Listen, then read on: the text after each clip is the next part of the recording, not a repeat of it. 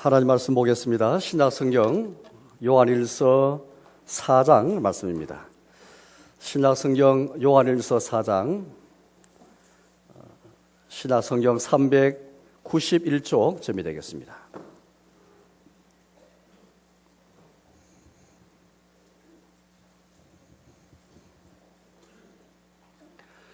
신약성경 요한일서 4장 1절에서 마지막 절까지를 제가 읽겠습니다. 신약성경 391쪽 점이 되겠습니다. 4장 1절입니다. 사랑하는 자들아, 영을 다 믿지 말고 오직 영들이 하나님께 속하였나 분별하라. 많은 거짓 선지자가 세상에 나왔습니다. 이로써 너희가 하나님의 영을 알지니 곧 예수 그리스도께서 육체로 오신 것을 시인하는 영마다 하나님께 속한 것이요 예수를 시인하지 아니하는 영마다 하나님께 속한 것이 아니니 이것이 곧 적그리스도의 영이니라. 오리라 한 말을 너희가 들었거니와 지금 벌써 세상에 있느니라. 자녀들아, 너희는 하나님께 속하였고 또 그들을 이겼나니 이는 너희 안에 계시니가 세상에 있는 자보다 크심이라. 그들은 세상에 속한 고로 세상에 속한 말을 하며 세상이 그들의 말을 듣느니라. 우리는 하나님께 속하였으니 하나님을 아는 자는 우리의 말을 듣고 하나님께 속하지 아니하는 자는 우리의 말을 듣지 아니하나니 진리의 영과 미혹의 영을 이로써 아느니라. 사랑하는 자들아, 우리가 서로 사랑하자. 사랑은 하나님께 속한 것이니 사랑하는 자마다 하나님으로부터 나서 하나님을 알고 사랑하지 아니하는 자는 하나님을 알지 못하나니 이는 하나님은 사랑이심이라. 하나님의 사랑이 우리에게 이렇게 나타난 바 되었으니 하나님이 자기의 독생자를 세상에 보내심은 그로 말미암아 우리를 살리려 하심이라. 사랑은 여기 있으니 우리가 하나님을 사랑한 것이 아니요 하나님이 우리를 사랑하사 우리 죄를 속하기 위하여 화목제물로 그 아들을 보내셨습니다. 사랑하는 자들아, 하나님이 같이 우리를 사랑하셨은즉 우리도 서로 사랑하는 것이 마땅하도다. 어느 때나 하나님을 본 사람이 없으되 만일 우리가 서로 사랑하면 하나님이 우리 안에 거하시고 그의 사랑이 우리 안에 온전히 이루어지느니라. 그의 성령을 우리에게 주심으로 우리가 그 안에 거하고 그가 우리 안에 거하신 줄을 아느니라. 아버지가 아들을 세상의 구주로 보내신 것을 우리가 보았고 또 증언하노니 누구든지 예수를 하나님의 아들이라 시인하면 하나님이 그의 안에 거하시고 그도 하나님 안에 거하느니라. 하나님이 우리를 사랑하시는 사랑을 우리가 알고 믿었노니 하나님은 사랑이시라. 사랑 안에 거하는 자는 하나님 안에 거하고 하나님 또 그의 안에 거하시느니라. 이로써 사랑이 우리에게 온전히 이루어진 것은 우리로 심판날에 담대함을 가지게 하려 함이니 주께서 그러하심과 같이 우리도 이 세상에서 그러하니라. 사랑 안에 두려움이 없고 온전한 사랑이 두려움을 내쫓나니 두려움에는 형벌이 있음이라. 두려워하는 자는 사랑 안에서 온전히 이루지 못하느니라. 우리가 사랑하면 그가 먼저 우리를 사랑하셨음이라. 누구든지 하나님을 사랑하노라 하고 그 형제를 미워하면 이는 거짓말하는 자니 보는 바 그 형제를 사랑하지 아니하는 자는 보지 못하는 바 하나님을 사랑할 수 없느니라. 우리가 이 계명을 주께 받았나니 하나님을 사랑하는 자는 또한 그 형제를 사랑할지니라. 아멘. 여러분, 우리 시대는 참 오늘 사도 요한의 이 편지를 받는 사도 요한이 소속한 그런 교회의 형편과 아주 유사한데요. 여기 1절 말씀 보니까 분별하라는 그런 말씀 1절에 나오고 있습니다. 우리 시대는 뭘 잘 분별해야 하는 그런 시대를 맞고 있는 것 같습니다. 워낙 이단도 많고 우리를 미혹하는 그런 일들이 너무나 많이 있기 때문입니다. 우리가 꼭 신앙의 세계가 아니더라도 우리 삶에서 뭘 잘 판단하고 분별하는 것이 굉장히 중요하지 않습니까? 아이들도 이제 장성하면서 분별하면서 이제 점점 성숙해 가는데요. 신앙의 세계도 마찬가지인 것 같습니다. 신앙생활 하면서 결국에는 우리가 신앙이 성장하면서 잘 분별하며 그렇게 우리가 사는 것이라 할 수 있겠습니다.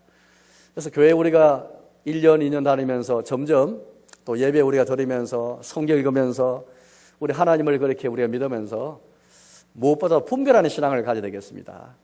1절 말씀 보니까 분별하라는 말씀이 나오는데 사장 전체는 이 분별하는 말씀이 이 큰 주제이고 그 아래에 몇 가지 그렇게 말씀을 해주는 가운데 있습니다. 제가 1절을 읽어보겠습니다. 1절입니다. 사랑하는 자들아, 영을 다 믿지 말고 오직 영들이 하나님께 속하였나 분별하라.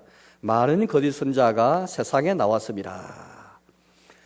이 사도 요한에 속한 교회 문제는 바로 이 분별이 없어서 문제가 생겼습니다.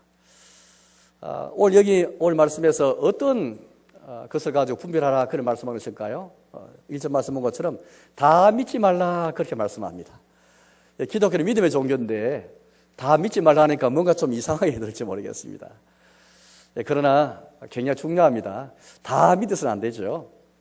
우리가 얼마 전에 2장 말씀도 보았는데 다 사랑하지 말라 그런 말씀했습니다. 기독교는 사랑의 종교지만은 사랑해서는 안 될 대상도 있죠. 저 세상을 사랑하지 말고 세상에 있는 것들을 사랑하지 말라 그렇게 말씀하고 있습니다. 믿되 모든 것을 믿지 말라. 분별해서 믿으라. 사랑하되 사랑의 대상을 잘 분별해서 사랑하라. 그래 말씀하고 계시고요. 또 심지어 5절 6절 말씀 보니까 우리 기독교는 더럼의 종교인데요. 왜냐하면 더럼에서 믿음이 생겨나기 때문입니다. 그런데 듣되 분별해서 들어라 그렇게 말씀합니다. 자, 5절과 6절의 말씀 읽어볼까요? 5절 6절입니다. 그들은 세상에 속한 거로 세상에 속한 말을 하며 세상이 그들의 말을 듣느니라. 우리는 하나님께 속하였으니 하나님을 아는 자는 우리의 말을 듣고 하나님께 속하지 아니하는 자는 우리의 말을 듣지 아니하나니 진리의 영과 미혹의 영을 이루어서 아느니라. 세상에 속한 말을 듣는 사람이 있습니다. 세상이라 말합니다. 세상은 그들의 말을 듣느니라. 세상은 세상에 속한 말을 듣기에 세상입니다. 근데 보니까 하나님에 속한 사람은 우리의 말을 듣는다 그렇게 말합니다. 우리는 개인적인 우리가 아니에요. 사도들을 가리킵니다. 말은 사도들 통해서 전해진 전수되어진 사도들에게 하나님 우리 예수님이 주신 그 말씀, 그 복음을 듣는 것을 말하고 있거든요. 그러니까 주님께 속한 사람은 사도를 통해서 우리에게 전해진 이 복음의 말씀을 듣는 게 바로 주께 속한 자들이고 바로 하나님의 자녀들이고 바로 교회인 것입니다. 우리 예수님이 마태복음 28장에서 마지막 대사명, 대위임의 그런 명령 주셨죠. 땅끝까지 이제 모든 민족을 그렇게 제대로 삼아서 땅끝까지 이르러서 복음을 전파하는 말씀인데, 그러나 이제 그 말씀 가운데 이런 말씀이 그 중간에 있습니다. 내가 너희에게 분부한, 즉 내가 너희에게 명령한 모든 말씀을 가르치고 지키게 하라. 또 세례를 주라. 그런 말씀이 나오고 있습니다. 사실 오늘 이 말씀은 굉장히 중요한 말씀인데 교회를 세우라 말씀이거든요.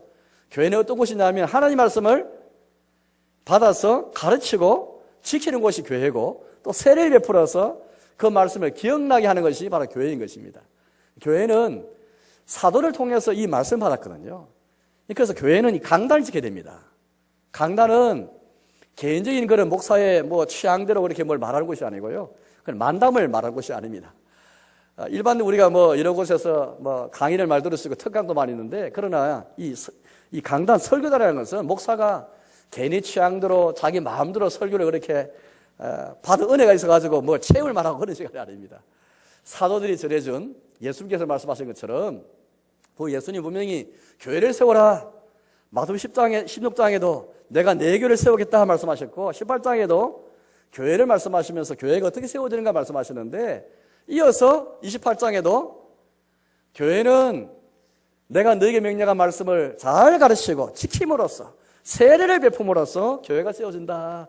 그리고 우리 분명히 말씀해 주셨습니다. 바로 오늘 이 말씀의 그 인당서상에서 6주 말씀 보면은 교회는 세상에 속한 말을 잘 들어서는 안 되고, 이게 누구 말인지, 세상에 속한 말인지 사도들이 전한 말인지를 잘 분별해야 되는 것입니다. 이 강단에서도 아무리 목사를 할지라도 목사 역시 목사의 사명은, 저거 이제 동료 목사님이 이제 계셔서 목사 위임식에 제가 갔다 왔습니다만은, 그 목사님이 그 답사를 하면서 위임식에서 이런 말을 했습니다. 하나님께서 이처럼 십자가의 그 사랑으로 구원한 것도 감사한데 영광스러운 복음을 그렇게 맡기셔서 너무 감사하다는 그런 답사를 하면서 저도 한번 제 자신을 한번 돌아보게 되었습니다. 그러면서 이제 그 목사님 이런 고백했습니다. 하나님 말씀을 순전하게 전할 수 있도록 혼잡하게 하지 아니하고 잘 전할 수 있도록 밤낮으로 말씀을 연구하고 내가 뭐든 말씀 순종하고 제가 뭐 그렇게 이 말씀을 가지고 이렇게 교회를 잘 그렇게 섬길 수 있도록 내가 애쓰겠습니다. 그런 고백을 한 답사를 그렇게 하였습니다. 제가 그 답사 들으면서 제 자신을 한번 돌아보게 되는데요. 또 그러면서 교회의 사명, 목사의 사명이 무엇인가를 한번 생각이 되었습니다. 또 교회의 사명이 무엇인가를 생각이 되는데요.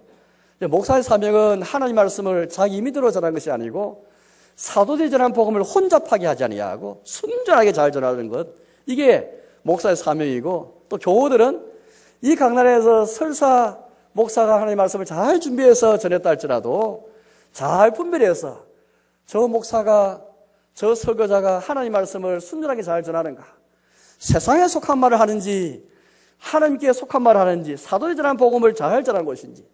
교회가 다른 게 부족할 수 있거든요. 다른 게 좀 미비하고 부족할 수 있는데, 교회는 제일 먼저 이 공개배 시간에 전파들은 이 하나님 말씀, 강단에 전파하는 말씀을 잘 지켜야 되는 것입니다.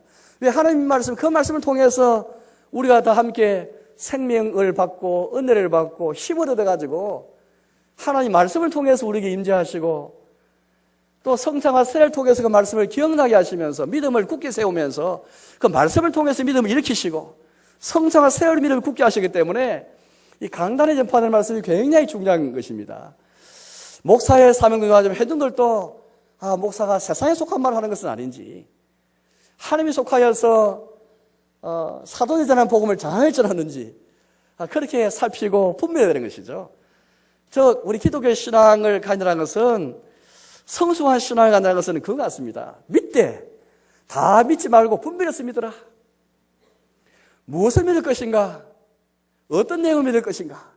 기독교인은 맹목적 믿음을 강조하고 있지 않습니다. 뭘 믿는가 중요하거든요. 무슨 내용을 믿을 것인가? 누구를 믿을 것인가? 우리 성부, 성자, 성령 하나님을 믿고 사도신경에 고백한 것처럼 우리 믿을 내용이 다 나와 있거든요. 무엇을 믿을 것인가? 누구를 믿을 것인가? 이걸 먼저 알아야 됩니다. 그래서 기독교의 믿음은 지식을 무시하지 않습니다. 그러나 지식이 전부이 되지 않죠. 이 지식에다가 신뢰하는 믿음을 가져야 되는 것이고, 그래야 참된 믿음을 갖게 되는 것인데요. 어쨌든 다 믿지 말고 무엇을 믿는가? 참된 내용을 가진 믿음을 잘 그렇게 믿어서 분별하라는 말씀 계시고, 사랑하되 다 사랑하지 말고, 세상을 사랑하지 말고, 세상에들을 사랑하지 말고, 잘 듣되 모든 말 다 듣지 말고 분별해서 들어라. 세상에 속한 말은 듣지 말고 주님께 속하여서 사도들이 전한 말, 우리의 말을 잘 들어라. 오늘 말씀 저는 그렇게 말씀하고 계십니다. 1절 말씀 보니까 영을 다 믿지 말라 말씀하셨잖아요. 영하는 게 여러분들 흔히 우리가 영하면 성령, 우리 영혼을 가리킨다 생각할 수 있겠는데, 영이라는 것은 근본적으로 정신 혹은 우리의 모든 사람의 개인의 언행심사에 배후 있는 그 영, 이 시대와 이 역사와 문화 배후에 있는 어떤 정신, 영을 가리키는 말인데요. 여기 보니까 영을 다 믿지 말라. 여러분, 사실은 모든 역사와 문화 뒤에는 어떤 영이 있습니다. 진리의 영과 미혹의 영이 있거든요. 우리가 진리의 영을 따라서, 진리의 영은 성령님을 가리키시는데, 성령님 별명은 진리의 성령을 따라서 그렇게 우리가 참 그렇게 행하고 나아가야 되는데, 우리도 모르는 사이에 미혹의 영에 의해서 움직일 때가 있습니다. 적글서 영이 나오고 있거든요.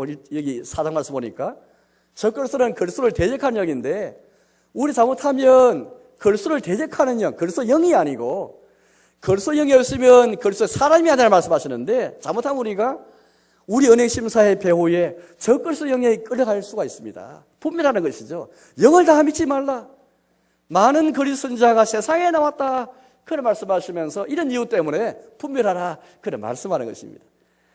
따라서 여러분들, 우리는 하나님에게서 온 영인지 세상에서 온 영인지, 진리의 영인지 미혹의 영인지, 적글수 영인지 글수 영인지를 잘 분별해야 되는 것이죠. 다 영을 다 믿지 말라.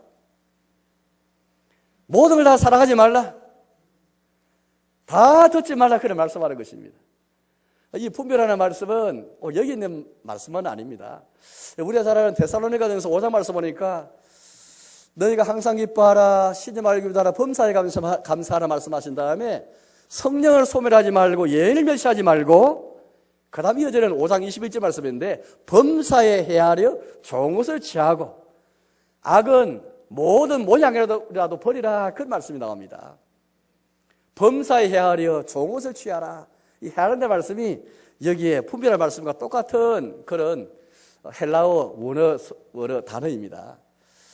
저는 이제 제가 공부할 때 이 단어를 한번 깊이 한번 연구도 해보고 한번 글을 써본 적이 있거든요. 그래서 제가 더 이렇게 이 단어를 통해서 한번 저 깊이 한번 생각해 본 적이 있습니다. 범사 헤아리라, 저 범사의 분별하는 말씀이죠. 기독교에는 범사, 저 모든 것을 분별하고 헤아리는 참 이 신앙을 가지는 것이 신앙이 성숙하는 길일 것입니다. 모든 걸 다 분별 못하면 아주 미숙하다는 말이죠. 아이들은 잘 분별 못하잖아요. 우리 신앙의 세계에서 여러분들 아직 교회 출석이 오래되지 못하고 우리 교회 여러분 계시다면 여러분 신앙생활 목표를 범사 헤아리는 신앙생활, 분별하는 신앙생활. 기독교는 억지로 맹목적으로 강요하는 그런 맹목적인 믿음을 강요한 신앙이 아닙니다. 때로 질문도 할 수 있죠. 어떤 분이 그런 말씀하십니다. 우리 기독교인이 질문해야 될까요? 무조건 믿어야 되지 않을까요? 그렇지 않습니다. 분별하기 위해서는 질문해야 되죠. 건전하게 참 긍정의 의미에서 부정적인 질문은 또 우리가 삼가하고 또 생각할 수 있겠지만은 그러나 내 믿음을 확인하기 위해서 고린도후서 13장 5절 말씀입니까? 너희가 믿음 안에 있는가? 자기를 시험하고 확장하라 그런 말씀이 있거든요. 자기가 믿음 안에 있는지를 시험하고 성찰하기 위해서라도 그걸 확장하는 믿음을 가지라 그렇게 말씀하는 것이거든요. 그래서 시험하고 확정이라는 목표를 위해서 시험하는 차원에서 기독교인이 질문할 수 있죠. 성경 말씀에 대해서, 설교 말씀에 대해서. 오늘 저는 이 설교 말씀이 과연 성령에 합당한 말씀인가? 우리가 받을 말씀인가? 얼마든지 시험할 수 있고 그래서 확정해야 되는 것이죠. 그 확정하는 말이 오늘 분별하라 이 말씀 같은 말씀이에요. 그렇습니다. 분별해서 헤아려서 맞은 목표는 확정하는 말이에요. 이 분별하는 말은 참 재미있는 말인데 여러분 고린도후서 8장 9장 말씀 보시면 연보에 대한 말씀이 나오는데 헌금에 대한 말씀이 나오는데요. 고린도 교회가 이처럼 예루살렘 교회의 그 가난한 사정을 알고 돕기 위해서 결심했는데 아직 헌금을 잘 못했습니다. 그래서 사도 바울을 통해서 속히 헌금할 수 있도록 약속한 대로 빨리 헌금할 수 있도록 격려한 차원에서 쓰인 성경이 고린도후서 8장 9장의 말씀이에요. 그런데 사도 바울이 그냥 무조건 헌금을 하자고 있지 않고 몇 가지 이유를 딱 제시합니다. 그중 한 가지 뭐냐니까 너희 헌금을 통해서 사랑의 진실함을 증명하라 그렇게 말하고 있습니다. 증명하라. 증명하라는 말이 분별하는 말이에요. 헌금을 통해서 사랑의 진실함을 확정하고 분별하는 것입니다. 따라서 여러분 우리 기독교인이 성장하고 성숙한다는 것은 다 믿지 않고 다 사랑하지 않고 다 듣지 않고 내 신앙을 시험해서 확정하고 헤아리고 분별해가는 것입니다. 이걸 위해서 때로는 질문도 할 수 있고 비판적일 수가 있습니다. 그러나 목표를 위해서 확정하는 목표를 위해서 분별한 목적을 위해서 더 잘 믿기 위해서 더 잘 사랑하기 위해서 사도적 복음을 잘 듣기 위해서 비판할 수 있고 질문할 수 있거든요. 여러분 오늘 성경 말씀 보니까 이런 차원에서 우리에게 또 중요한 분별해야 할 것 한 가지를 우리에게 더 소개해 주는데 그게 여러분 7절부터 쭉 이어지는 말씀이 되겠습니다. 그게 뭐냐니까 우리 어떻게 내가 하나님에게서 낳는가 이 낳다는 표현을 하고 있는데요. 하나님에서 낳다는 것은 하나님에게서 태어난 자를 가리킵니다. 저와 여러분들은 우리 부모에게서 태어났지 않습니까? 성경이 우리에게 두 번째 출생을 말하고 있습니다. 이게 중생, 한자로 중생, 이 거듭중자하고 날생자인데요. 거듭남에 대해서 말하고 있습니다. 하나님에서 난 이 중생을 말하고 있는데 어떤 사람이 하나님에서 난 자인가? 어떤 사람이 하나님 아는 자인가? 그럼 어떤 사람이 하나님을 알지 못한 자인가? 기준을 제시하고 있습니다. 또 한 가지 분별할 것을 말하고 있으면서 그 한 가지 뭐냐니까 어떤 사람이 하나님께서 그 안에 거하신 자인가? 또 누가 그렇게 하나님 안에 거하는 자가 어떤 자인가? 이걸 그렇게 우리에게 지금 분별하라 그렇게 말씀하고 계십니다. 어떤 사람이 하나님 안에 거했다 말할 수 있고 어떤 사람에게 하나님께서 그 안에 계신다 그렇게 말할 수 있겠습니까? 어떤 사람이 거듭났다, 중생 얻었다, 하나님 자녀다 그렇게 말할 수 있겠습니까? 어떤 사람은 우리 하나님 알지 못하는 말할 수 있겠습니까? 우리 사람이 감히 우리의 잣대로 분별할 수 없죠.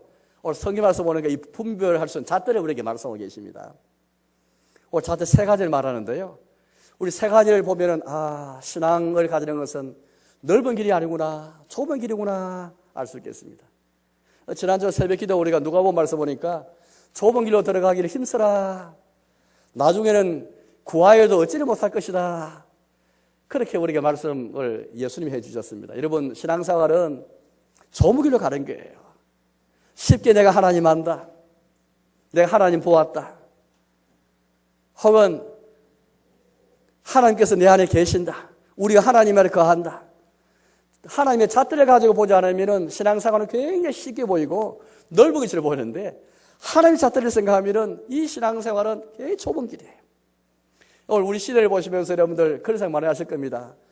여러분 다 마음에 그런 생각이 있을 거예요. 기독교인의 이 삶은 좁은 길로 가는 것인데, 그러나 내 형편을 보면은 이렇게 처음에는 좁은 길로 가기 힘쓰는 이 신앙생활을 내가 알고 접었었는데, 우리 살다 보니까 때로는 이 좁은 길에서 벗어날 때 많이 있잖아요. 그래서 오늘 우리 말씀을 통해서 우리는 참 신앙생활은 좁은 길로 가는 것인데, 하나님께서 도대체 어떤 자에게, 어떤 자가 하나님 알고 하나님이 난 자일까? 어떤 자를 가리켜서 하나님께서, 그분 하나님께서 우리 안에 계시고 또 우리가 그 안에 거한다, 그렇게 하나님께서 말씀하는 것일까? 세 가지를 그렇게 해서 볼 텐데요. 첫째는 우리가 서로 사랑할 때에 하나님께서 우리 안에 계시고 또 우리가 하나님 안에 거함이고, 사랑하는 자마다 사랑하는 자에게 하나님께서 낳고 하나님 안다, 그렇게 우리가 말씀하고 계십니다. 두 번째는 우리 하나님 주시는 성령님을 통해서 성령님께서 우리 가운데 계시고 성령님의 인도하심이 있고, 성령님께서 우리 안에 계시면 실제 하실 뿐 아니라 역사하시는데, 일을 하시고 활동하시는데, 그런 자에게 하나님이 계신다, 그런 자에게 우리가 하나님 안에 있는 자이다, 그렇게 말씀하십니다. 세 번째는 예수를 아버지가 보내신 구주로 알고 믿을 때, 신뢰할 때에 그런 자에게 하나님께서 그 가운데 계시고 또 그가 하나님 안에 있는 자이다, 그리고 우리 세 가지를 말하고 있습니다. 처음에는 서로 사랑하는 그런 자에 대해서 말씀하고 계신데, 그럼 제가 성경 읽어보겠습니다. 12절 읽어볼까요? 12절입니다. 어느 때나 하나님을 본 사람이 없으되 만일 우리가 서로 사랑하면 하나님이 우리 안에 거하시고 그의 사랑이 우리 안에 온전히 이루어지느니라. 처음 사랑에 대해서 말씀하고 계시고, 두 번째는 성령입니다. 13절입니다. 그의 성령을 우리에게 주심으로 우리가 그 안에 거하고 그가 우리 안에 거하신 줄을 아느니라. 세 번째 15절을 읽어보겠습니다. 세 번째 주제인데요. 누구든지 예수를 하나님의 아들이라 신하면 하나님이 그 안에 거하시고 그도 하나님 안에 거하느니라. 이 세 가지마다, 세 가지를 다 공통되어 보니까 하나님이 그 안에 거하시고 그가 하나님 안에 거한다. 도대체 누가 하나님 안에 거하고 누구에게 하나님께서 그 안에 계신 것일까? 분별하라는 말씀을 가지고서 이걸 가지고 분별하라. 우리의 착각으로, 우리의 그런 착오로 하나님이 내 편이다, 그래 말하지 말라는 것이죠. 저 세 가지를 통해서 우리는 하나님께서 과연 내 안에 계시는가, 내가 과연 믿음 안에 있는가, 자기를 시험하고 확정하는 말씀하시는데 하나님께서 과연 내 안에 계시는가? 이 표현은요, 하나님이 우리 안에 계시고 우리가 하나님에 가는 표현은 다른 말로 하면 하나님을 경험하는 것입니다. 하나님의 임재를 경험하는 삶, 우리가 이 표 많이 들어봤잖아요. 어떻게 하나님이 나와 함께 하심을 경험할 수 있겠습니까? 임마누엘 하나님, 어떻게 내가 경험할 수 있겠습니까? 어떻게 저 사람에게 하나님이 계시고 하나님이 동행한다, 어떻게 우리가 알 수 있을까요? 저희 세 가지가 가장 알 수 있는 것인데, 하나님이 우리 안에 거하시고 우리가 하나님이 가는 표현은 하나님을 직접적으로 가장 친밀하게 경험하는 것을 이렇게 잘 표현하는 표현이 없을 것 같아요. 제가 계속해서 이런 표현 많이 쓰지 않습니까? 연인 사이에, 친구 사이에 서로 상대방 안에 있는 것, 그가 이 신랑이 신부 안에 또 신랑이 신부 안에 거하는 것, 이것만큼 두 사람의 쌍방의 친밀한 그 사귐, 친밀한 교제, 인격적인 사귐을 가리켜 표현이 없잖아요. 마찬가지 같습니다. 성경 우리에게 예수님 믿는 것을 말하는데 그 믿음은 다른 게 아니고 미쁘신 하나님께서 우리를 불러서 그의 아들 예수 그리스도와 더불어 교제케 하신다, 그 말씀. 오늘 표처럼요, 그리스도와 더불어 누리는 이 사귐이 있는가? 그리스도를 통해서 우리가 하나님 아버지가 누군지 알게 되었잖아요. 그래서 예수님 때문에 하나님 아버지와 더불어 누리는 사귐이 있는가? 아버지 아들 때문에 성령님 우리 가운데 계시지 않습니까? 그 성령님과 더불어 누리는 사귐이 있는가? 요약하면은 성부, 성자, 성령님과 더불어 누리는 사귐이 있는가? 얼마나 그 사귐이 친밀하고 인격적이고 쌍방적인가? 오늘 여기 보니까 하나님이 우리 안에 거하시고 우리가 하나님이 거한다는 말은 쌍방적인 만남이거든요. 쌍방적인 사귐을 말하고 있습니다. 일방적인 것이 아닙니다.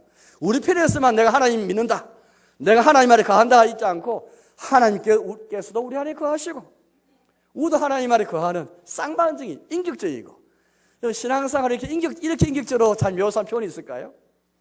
성경은 굉장히 굉장히 컬러풀한 책인데 총천전적인 이 색깔로 가진 책, 흑백책이 아니라고 제가 말씀드렸습니다. 성경은 다양하게 우리 신앙생활의 모습을 이렇게 설명하는데요. 하나님을 어떻게, 하나님을 경험한다는 것을 어떻게 우리가 그렇게 분별할 수 있을까요? 바로 이 세 가지를 이렇게 우리 통해서 말씀하고 있습니다. 처음에는 사랑이라고 해서 말씀드렸는데요. 아까 12절 말씀 보니까 그런 말씀이 나왔지 않습니까? 어느 때나 하나님을 보는 사람이 없으되. 그렇죠. 하나님 보는 사람이 없죠. 육신의 눈으로 하나님 눈이 보이지 않습니다. 그렇지만은 어떻게 하나님이 우리 안에 계시는가, 그건 알 수 있다는 것이죠. 하나님이 눈에 보이지 않지만은, 왜? 하나님이 우리 사람처럼 이런 모양 갖고 있지 않기 때문에, 영이시기 때문에 사람 눈에는 안 보이죠. 그렇지만은 오늘 말씀을 통해 보니까 하나님을 알 수 있고, 누가 하나님의 난 자인가, 하나님이 그 안에 계시는 걸 어떻게 알 수 있는가, 우리가 하나님 안에 있다는 걸 어떻게 알 수 있는가, 그거 분명히 말씀하고 있습니다. 어떻게 해요? 사랑할 때. 우리가 서로 사랑하면, 하나님이 우리 안에 거하시고 우리가 하나님을 거한다. 이걸 통해서 아느니라. 또 우리 안에 온전히 이루어진다. 그렇게 우리가 말씀하고 있습니다. 왜냐하면요, 여러분, 하나님은 사랑이시기 때문입니다. 하나님 사랑이시기 때문에 사랑 안에 거하는 자가 하나님 안에 거하는 사람이죠. 오늘 그 표현들이 많은데 여러분들 16절에 보겠습니다. 16절입니다. 하나님이 우리를 사랑하시는 사랑을 우리가 알고 믿었노니 하나님은 사랑이시라. 사랑 안에 거하는 자는 하나님 안에 거하고 하나님도 그 안에 거하시느니라. 그렇습니다. 하나님은 사랑이시기 때문에 사랑 안에 거하는 사람은 하나님 안에 거한다 말씀하고 계십니다. 또 심지어 여러분들 앞에 7절을 보겠습니다. 7절입니다. 사랑하는 자들아 우리가 서로 사랑하자. 사랑은 하나님께 속한 것이니 사랑하는 자마다 하나님으로부터 나서 하나님을 알고. 그러니까 사랑하는 자마다, 그러니까 사랑하는 자마다 하나님께부터 난 자이고 하나님 아는 자이다. 반면에 8절을 보니까 사랑하지 않는 자는 하나님을 알지 못한다. 이는 하나님은 사랑이심이라. 논리가 분명하죠. 하나님 사랑이시기 때문에 사랑하는 자마다 하나님 아는 사람이고 하나님이 난 사람이고, 사랑을 하지 않은 사람은 하나님 알지 못한다. 그렇게 분명히 우리에게 말하고 있습니다. 도대체 그럼 하나님은 왜 사랑이신가?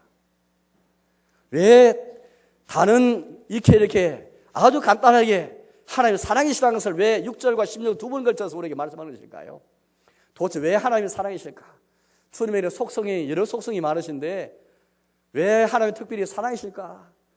그 이유가 나와 있습니다. 자, 9절에서 몇 구절 말씀해 보겠습니다. 9절입니다. 하나님의 사랑이 우리에게 이렇게 나타난 바 되었으니 하나님이 자기의 독생자를 세상에 보내심은 그로 말미암아 우리를 살리라 하심이라. 10절입니다. 사랑은 여기 있으니 우리가 하나님을 사랑한 것이 아니요 하나님이 우리를 사랑하사 우리 죄를 속하기 위하여 화목제물로 그 아들을 보내셨습니다. 그렇습니다. 하나님이 살아계신 것은 주님이 우리를 살리기 위해서 보내시고 우리 죄를 속하기 위해서 자기 아들을 화목제물로 보내신 이 사실에서 우리는 주님이 어떻게 살아계신지를 알 수가 있는 것이죠. 예수님의 십자가 아니고는 하나님의 사랑을 알 수가 없습니다. 사랑하는 여러분, 우리는 다 하나님의 사랑을 알고 예수 믿은 자이지 않습니까? 예수님을 믿는 데 했을 때 그것은 주의 사랑은 제쳐놓고 예수 믿는 게 아니죠.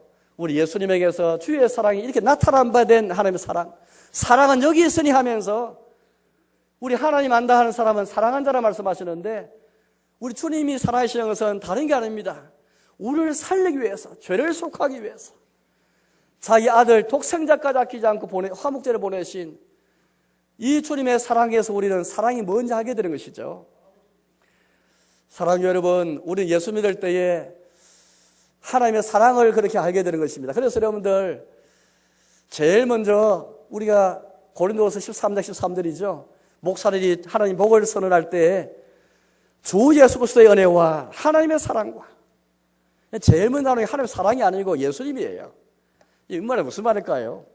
분명히 주님에게 순서는 아버지, 아들, 성령이잖아요. 성부, 성자, 성령인데 왜 축도에서 주님이 주시는 복에서는 왜 예수님이 먼저 나오는 것일까요?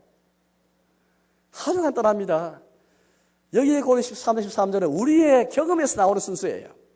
우리 먼저 예수님의 은혜를 통해서 하나님의 사랑을 알기 때문에 예수님이 먼저 나오는 거예요.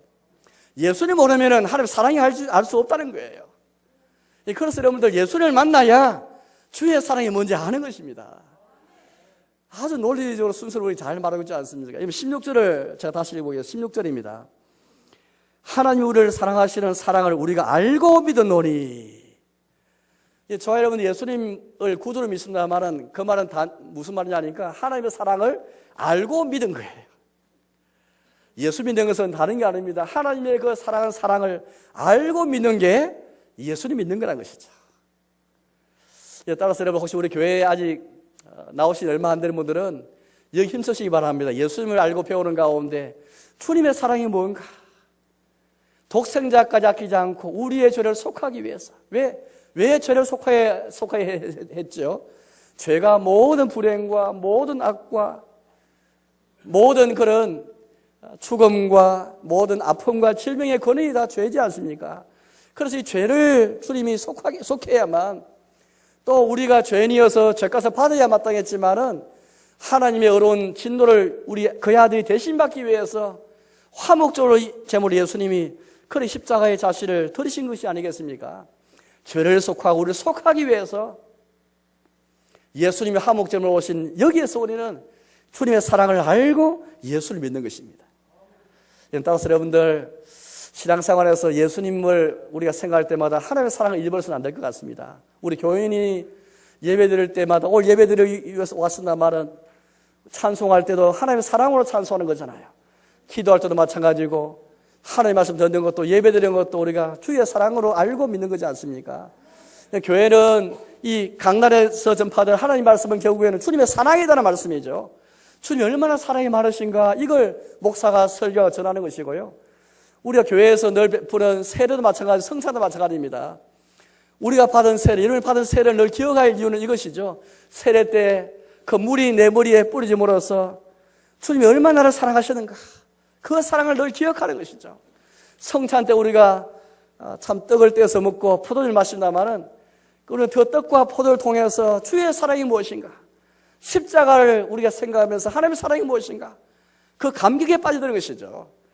그래서 세례는 무의미한 의식이 아닙니다. 냉랭하게 세례는 의식이 아니죠. 세례든 성찬도 마찬가지입니다. 늘 하나님의 사랑에 감격해가지고 예수님의 피와 물을 생각할 때마다 하나님의 사랑을 염두에 두고 늘 감격하면서 그렇게 예배드리고 그렇게 신앙생활하는 것이죠. 그런데 여러분 오늘 이 하나님의 사랑을 알고 믿었다 하면 너희가 서로 사랑하라 그렇게 우리 말씀하십니다. 그러나 반면에 우리가 이 서로 사랑하지 아니하고 미움이 있으면 하나님 보지 못한 것이다. 그렇게 우리 말씀하시는데요. 여러분 제가 20절을 읽어보겠습니다. 20절입니다. 누구든지 하나님을 사랑하느라 하고 형제를 미워하면 이런 거짓말하는 자니 보는 바 그 형제를 사랑하지 아니하는 자는 그 형제를 사랑하는 자는 보지 못하는 바 하나님을 사랑할 수 없느니라. 그래서 보지 못한 바 하나님을 사랑할 수 없다. 그렇게까지 아주 우리의 강하게 이렇게 말씀하고 있는 것입니다. 사랑하는 여러분, 이처럼 사랑이 굉장히 중요하고요. 또 사랑 안에 있으면은 하나님께서 우리 안에 거하실 뿐 아니라 앞에 이게 말씀 보니까 사랑이 있으면 우리 가운데 두려움이다. 내 몰린다, 내 쫓겨난다 그렇게 말씀합니다. 때로 우리 가운데 근심이 걱정이 있잖아. 두려움이 생기지 않습니까? 그 이유는 간단합니다. 하나님의 사랑을 내가 확신하지 못하기 때문이죠.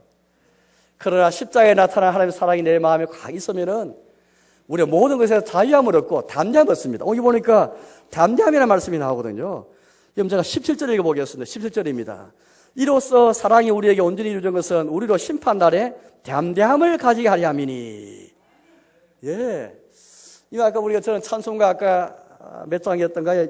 예수나를 오래 하네 324장 찬송 부르면서 심판하실 자리까지 예수님과 함께 간다고 하는 그런 고백했거든요. 심판하실 자리까지. 여러분들 우리 주님이 심판하신 그 자리, 우리 주님이 재림하실 그 날인데 그때까지 예수님과 함께 가겠다고 고백한 것인데 우리 주님의 사랑 안에 거하지 못하면 그 심판날이 얼마나 무섭고 얼마나 두렵겠습니까? 어떻게 심판날에 그 담대함을 얻을 수 있겠습니까? 담대함이라는 것은 정말 친구 사이, 가족 사이에 아무 거리낌 없는 그거에 바로 담대함을 말씀드렸습니다만은 어떻게 심판날에 담대함을 얻을 수 있겠습니까? 평소에 우리가 사랑 안에 거하는 것이죠. 사랑 안에 거하면서 하나님께서 내 안에 계시고 우리가 하나님에 거하는 이런 삶을 살면서 담대함을 얻고 또 내가 자유함을 얻고 두려움이 내 가운데 물러가고 설사 우리가 범죄했다 할지라도 범죄에서 징계를 받은다 할지라도 주의 사랑을 확신하면 주의 징계와 주의 채찍이 그거는 겁을 낼 수가 없는 것이죠. 여러분 인생에 살면서 많은 건시국지가 많을 겁니다. 그러나 주의 사랑을 확신한다면 형벌에 대한 두려움, 온갖 두려움들이 다 물러가게 되는 것입니다. 심판날에 이 말, 그 두려움조차도 다 물러가게 되는 것이죠. 사랑한 자가 자유함을 얻고 담대함을 그렇게 얻게 되는 것입니다. 따라서 여러분들 이 사랑이 얼마나 우리 교회에 넘치는가. 서로 사랑하라 말씀하시는데 서로 사랑함이 있는 곳이 바로 주님의 교회이고 우리의 사귐이고 이게 성도 교제인 것입니다. 바로 이 교회를 우리가 믿고 있거든요. 그래서 여러분들 우리 성경 말씀 보면은 베드로전서 1장 22절 말씀입니까? 마음으로 뜨겁게 피차 사랑하라. 이 사랑하라 말씀 더 지나가지고 피차 뜨겁게 사랑하라 그런 말씀하고 계신데요. 그러나 여러분들 야고보 교회를 보시면은 야고보서 보시면은 야고보 사도가 그렇게 전한 말씀 전한 그 교회를 보면은 좀 그렇지 못했습니다. 제가 이제 한 2년 동안에 한 달 한 번씩 구역 봉사단 모임 때 서로란 말, 신약성에 나오는 서로란 말 한번 다 살펴서 한번 공부한 적이 있거든요. 거기 보니까 서로 사랑하라는 말씀도 나오지만은 부정적인 그런 말씀도 많이 나왔습니다. 야고보서 말씀 보니까 나중 끝에 보면 서로 기도하라. 너희가 서로 죄를 자복하고 병 낫기를 위해 서로 기도하는 말씀 나오지만은 앞에 말씀 보니까 부정적인 말씀도 많이 나와요. 형제를 서로 판단하지 말고 비방하지 말고 서로 원망하지 말라. 그런 말씀이 많이 나오고 있거든요. 이렇게 말씀하고 계십니다. 야고보 2장 4절인데 너희끼리 서로 차별하며 서로 차별하게 해서는 안 되는데 교회가 서로 차별하는 거예요. 그래서 야고보서 교회를 보면 이런 교회가 있었습니다. 아주 좋은 옷을 입고 가락지를 끼고 온 사람한테는 좋은 상자를 다 안대하지만은 남는 옷을 입고 온 사람한테는 저 서 있든지 내 발등상 밑에 앉아라 그렇게 말합니다. 그래서 차별하는 것이거든요. 너희가 서로 차별하지 말라 그런 말씀을 계시고요. 또 이 교회 보니까 서로 형제를 많이 비방하고 비판했습니다. 4장 11절 말씀 보니까 형제들 서로 비방하지 말라. 형제를 비방하는 자나 형제를 판단하는 자는 율법을 비방하고 율법을 판단하는 것이라. 너가 만일 율법을 판단하면 율법의 준행자가 아닌 재판관이로다. 우리는 율법의 준행자인데 율법을 준행해야 할, 율법을 지켜야 할 자가 우리 신자인데 어려서 우리가 형제를 비방하고 판단하면 율법을 비방하고 판단해서 자기가 율법의 재판관임을 드러내는 것이죠. 비방하지 말고 판단하지 말라. 또 5장 9절에 이렇게 말씀하면 형제들아 서로 원망하지 말라. 그리하여 심판을 면하리라. 보라 심판주가 문 앞에 서 계시니라. 서로 원망하지 말라는 것이죠. 이 교회가 어떻게 이런 교회가 되어버리고 말았습니까? 서로 차별하고 서로 비방하고 서로 판단하고 서로 원망하고 서로 사랑하지 않았기 때문이죠. 마지막 5장 저 끝에 말씀 보니까 너희가 서로 죄를 자복하고 서로 죄를 고백하고 병 낫기를 위해서 서로 기도하라. 그렇게 우리 말씀하고 있습니다. 사랑교회 여러분, 우리가 교회를 위해 기도할 때 여러분들 특히 이걸 위해 기도하시기 바랍니다. 우리가 교회를 기도할 때에 여러 가지 문제를 두고 기도할 수 있지 않겠습니까? 특별히 저는 생각할 때 우리 교회에 하나님 이 주의 사랑이 우리 가운데 온전히 이루어지게 해주십시오. 우리 회중 가운데 우리 구역 모임의 기관에서도 우리가 모일 때마다 하나님 그걸 통해서 하나님 우리 가운데 계신 것을 보게 해주십시오. 우리가 하나님 안다는 것을 하나님 낫다는 것을 우리가 정각해 주십시오. 열매를 좀 보게 해주십시오. 예. 그게 참 우리 주님의 예수님께서 그렇게 기도하셨죠. 예수님이 요한복음 10장 말씀 보시면 이런 기도했습니다. 아버지께서 내 안에 내가 아버지 가운데 있는 것처럼 저희도 다 하나가 되었어. 그런 말씀 하시거든요. 성부 하나님께서 예수님 안에 계시고 예수님이 아버지 하나님이 계시어서 하나가 된 것처럼 저희도 하나가 되게 해주십시오. 그래서 그들이 나를 믿게 좀 해달라고 이렇게 기도하신 장면이 나옵니다. 우리가 사랑 안에서 하나가 될 때 세상이 이처럼 교회가 바로 하나님에서 낳은 자들이고 하나님의 집이라는 것을 그렇게 알 수 있다는 것이죠. 따라서 우리는 교회를 기도할 때 많은 제목이 있지만 특별히 우리는 우리가 서로 사랑하는 것을 위해서 많이 기도해야 되겠습니다. 두 번째, 어떻게 우리가 하나님이 우리 안에 계시는 것을 분별할 수 있겠습니까? 바로 성령님을 통해서인데요. 13절을 보겠습니다. 그의 성령을 우리에게 주심으로 우리가 그 안에 거하고 그가 우리 안에 거하신 줄을 아느니라. 우리 아버지와 아들께서는 성령님을 우리 안에 주시지 않습니까? 그 성령 우리 가운데 실제하고 계시고 우리 가운데 일하시어서 어떤 일 하시니 잘 아시지 않습니까? 심지어 아까 사랑을 말했지만은 우리 안에 성령님께서 우리가 사랑을 주시는 분이십니다. 하나님 말씀대로 믿음을 일으키시고 믿음을 굳게 해주시기도 하시고 죄를 깨닫게 하시고 죄를 자복하고 회개하는 것도 성령님이 주시는 것이죠. 바로 그 성령님이 우리 안에 계시고 내 안에 계신가. 그 성령을 통해서 우리 하나님께서 내 안에 계시고 우리가 하나님 안에 거하는 것을 알 수 있다. 그래 말씀했습니다. 로마서 8장 와서 보니까 하나님의 자녀는 하나님의 영으로 인도함 받는 자라야 하나님의 자녀라. 그래 말씀했거든요. 우리는 세상의 영으로 영에 의해서 인도를 받고 끌리는 것이 아니고 우리의 모든 삶의 동인, 정말 나의 삶을 정말 이끌어가고 이끌리는 바들은 어떤 것이 있다면 성령님이 아니고 다른 무엇이 우리의 삶을 이끌어가서는 안 되겠습니다. 세상의 영이나 시대의 정신이 아니고 세상의 조류나 시대의 여러 가지 생각들이나 사상들이 아니고 성령님께 이끌리는 그런 삶, 그런 삶을 살 텐데 때로 우리는 체면 때문에 살아가기도 하고요. 때로는 성공이나 목표를 위해 살아갈 때도 있고 여러 가지 선하고 좋은 목표도 있겠죠. 그러나 내 하루하루 일생을 이끌어가는 어떤 주된 그런 동력, 주된 동인이 있다면 그건 무엇일까를 가만히 생각해 보십시오. 과연 성령님이신가? 성령님이 아니고 다른 무엇인가? 그 무엇이 나의 신앙생활과 나의 삶을 이끄는 것은 아닌가? 돌아보시기 바랍니다. 그가 주신 성령으로 말미암아 하나님께서 우리 안에 계시고 우리가 하나님 안에 거하는 것을 알 수 있다. 그렇게 말하는 것입니다. 그리스도 영이었으면 그리스도 사람이 하다는 말씀을 우리가 깊이 새겨야 되겠습니다. 누구든 성령으로 말미암아 예수를 주라 시인할 수 있다 말씀하셨죠. 우리가 성령님의 힘으로 예수를 주라 시인할 수 있지 체면상 억지로 우리 예수를 주라 시인하는 것이 아닌 것이죠. 세 번째인데요. 세 번째 15절 말씀 읽어보겠습니다. 15절입니다. 누구든지 예수를 하나님의 아들이 하시나면 하나님이 그의 안에 거하시고 그도 하나님 안에 거하느니라. 예수를 하나님의 아들로 시인하고 아버지가 보내신 구주로 믿을 때에 하나님께서 우리 안에 계시고 우리 하나님 안에 거한다. 그렇게 말씀합니다. 이렇게 생각할 수 있거든요. 예수를 주로 시인하는 게 쉬운 게 아니겠는가? 그래 큰 오사람입니다, 여러분들. 우리 흔히 시인한다는 말 하니까 인정하는 걸로 생각하는데 인정 맞죠. 그렇지만은 성경에 말하는 신앙성이 훨씬 그 이상입니다. 흔히 우리가 고백한다는 말 하는데요. 고백한다는 말이 성경에는 신하는 말로 다 씌워졌는데요. 여기 신한다는 것은 정말로 내가 무릎 꿇고 예수님을 존중하는 마음을 가지고 예수를 나의 구주로 신하는 것은 예수님에게서만 구원을 기대하는 마음 갖고 전폭적으로 그를 의지하면서 그를 신뢰하면서 동시에 나는 부인하면서 그를 신하는 것이지 귀신처럼, 귀신도 예수님을 알아봤잖아요. 우리가 생각하는 신이 했죠. 쉽게 말하면 하나님의 아들이라고 귀신도 알아보고 시인했습니다. 여기 말하는 시인은 그런 시인 정도가 아니고 예수님에게서 오는 표적을 보고 시인하는 게 아니고 현세에 하나님 나에게 복 많이 주시기 때문에 시인하는 게 아니고요. 내가 분행할 때이든 병들었을 때이든 내가 임종 직전에이든 흉년의 때에도 원수 앞에서도 예수를 구주로 시인하고 하나님을 아들로 시인하는 자기를 부인하는 가운데 시인하는 것이지 이거 좁은 길로 들어서면서 시인하는 것이지 그냥 쉽게 예수님을 주로 시인하는 그런 시인이 아닙니다.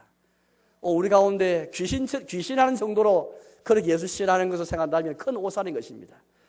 세례받기 전에 예수를 주로 시인하는 것은 쉬운 게 아닙니다. 나의 인생을 다 바치면서 자기를 부인하면서 예수님께 무릎 꿇으면서 주여 나는 죄인이소이다. 원수 앞에서도 마귀 앞에서도 불행할 때에든 우리에게 좋을 때만 예수를 신하는 게 아니고 우리의 표적 신앙과 또 혹은 현세된 신앙을 다 우리는 멀리하면서 하나님이 주시는 복이 나에게 설사 지금 나타나지 않는다 할지라도 표가 잘 보이지 않고 현세에서 뭔가 잘 들어가지 않다 할지라도 그러나 불구하고 믿음을 가지고 예수를 다 주라 신하면서 이게 나라는 예수를 신하는 신앙이라 그렇게 우리 말씀하고 있습니다. 이제 말씀에 돌아가겠습니다. 사랑하는 여러분, 오늘 분별하는 말씀을 가지고 우리에게 특별히 어떤 자가 하나님에게 난 자인가, 누가 하나님을 아는 자인가, 누가 하나님을 알지 못하는 자인가, 누가 하나님 안에 거하고 그가 또 하나님 안에 거하면서 어떻게 할 수 있는가, 그 열매에 대해서, 그 잣대에 대해서 우리 잘 말하고 있습니다. 우리 범사에 헤아려서 종을 취하고 분별할 신앙할 텐데요, 아무쪼록 서로 사랑함으로써 우리 성령님을 통해서 예수를 어떤 삶에서도 주로 신하는 가운데 하나님이 우리 안에 계시고 우리가 하나님을 거하는 주님과 쌍방적이고 친밀하고 인격적이고 귀한 사람과 친밀한 교제가 있어서 그 가운데에서 신앙생활을 참 행복하게 또 저기 하시는 저와 여러분 되시기를 주님의 이름으로 축복합니다. 함께 찬송하겠습니다.